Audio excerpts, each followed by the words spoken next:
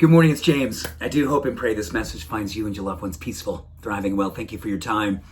Thank you for your energy. I'm really excited to share this morning's message with you.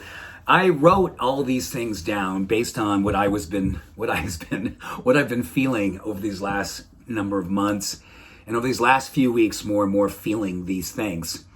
At one time, feeling a profound level of sadness for all the things that I'm seeing, experiencing, and then this incredible sense of spiritual wanting to rise in to meet this occasion with all that I have, all that I am, and all that I really know I can be.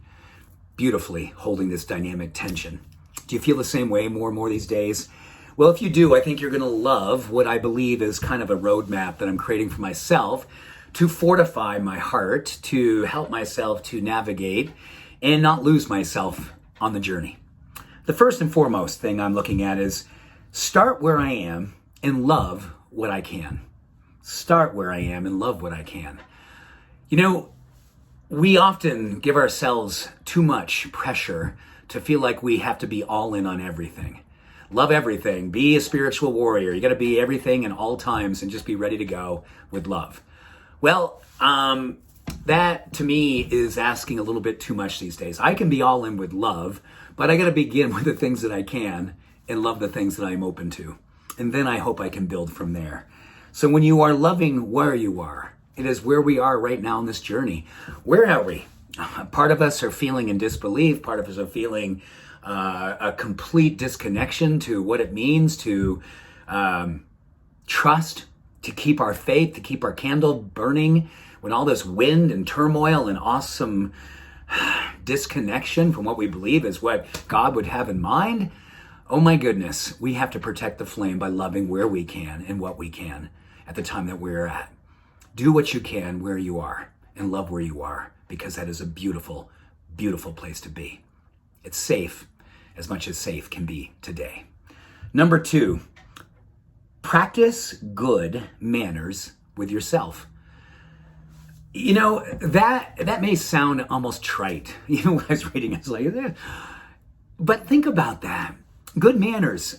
You're the first one to say thank you to yourself. You woke up in the morning and you know the work ahead is going to be potentially very difficult, but also very gratifying because you believe in yourself. But we believe ourselves into being for ourselves when we show respect. Good manners is a way of actually honoring and respecting what it is that we are doing in this world today and what we are attempting to do, which sometimes feels impossible. And that's where good manners, talk to yourself with reverence and love. Talk up to yourself and how you can see the vision for yourself coming through. And never disappoint your heart's knowing. Be kind, be generous, be compassionate. Exercise good manners. Number 3, times like this ask for us to allow our light to be reflected back to ourselves. Do you ever find yourself going, oh my gosh, I got to go out there and I got to shine, I got to lift, I got to encourage, I got to open. And oftentimes when we do that, we can be good for a few hours, maybe a few days or weeks, and then we find ourselves burning out, feeling disconnected, feeling like we failed. We got to give the light back to ourselves first. What we want to put out, have it reflect back to fortify us.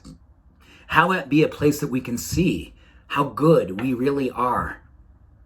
The incremental good that we're bringing onto the planet. When the light is coming back to ourselves, we can see the good that we're doing, and we can feel an honorable moment by moment by moment. That'll fortify and fuel us for the next leg of the journey. Allow your light to reflect back to you. Hang out with people who love you. Oh, I could have put that 6 times. I feel like decorating life with people who have good manners, who reflect your light back to you, who hold the light for you, who only want to see your happiness and cheer for you. And I say happiness, I don't mean happy, I mean happiness, carbonated joy, spiritual richness, when your integrity and purpose and passion are all coming together and people cheer for you, they acknowledge you, they see you.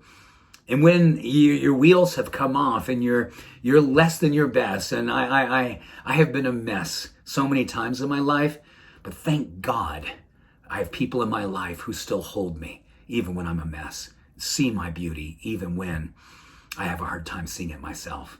Put people in your life like that. You prioritize pleasure in all that's going on and all the work that feels like is at hand. It's easy to forget pleasure. It's easy to negate how important it is to feel joy. So I would love for you to consider what it means for you personally to make sure that you put a practice for joy in your life. And whatever that looks like, it becomes a non-negotiable and you never miss the date with your personal joy. You reward yourself for trying. I think too much is placed on outcome versus purpose. And I think the purpose right now is us getting up, going for what we can. The movement is the mission, not the outcome giving us permission to then give ourselves permission to say, oh, you did a good job.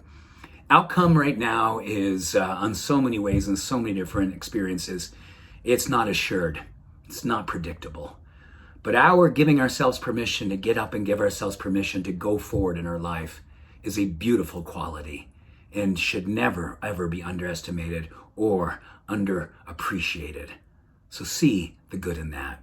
And lastly, this is a time we go beyond tolerating our so-called shortcomings to actually accept more of the parts of ourselves that are a work in progress. Every bit of our beings right now, I believe, is the next evolution of a work in progress.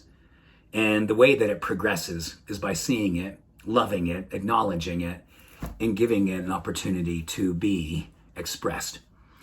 Expressed as a child sometimes would express the willingness to not give up when it couldn't walk the first 3, 6, 40 times until it got it right.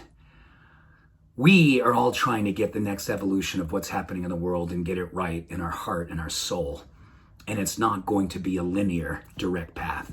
It is going to be like this, and there's going to be failure, there's going to be challenges, there's going to be so-called shortcomings of us getting there the way that we thought or hoped we could when we could. So, love the journey. Love the beginner's mind. And give yourself permission to be all in where you are and celebrate yourself with love, compassion, and a kindness that's transcendent these days. Thank you. Thank you. There's so much more I could tell you about you and what it is that we're up to, but I hope that holds you for today and feeds you for tomorrow. Much love and every blessing. Have a beautiful day. Bye for now.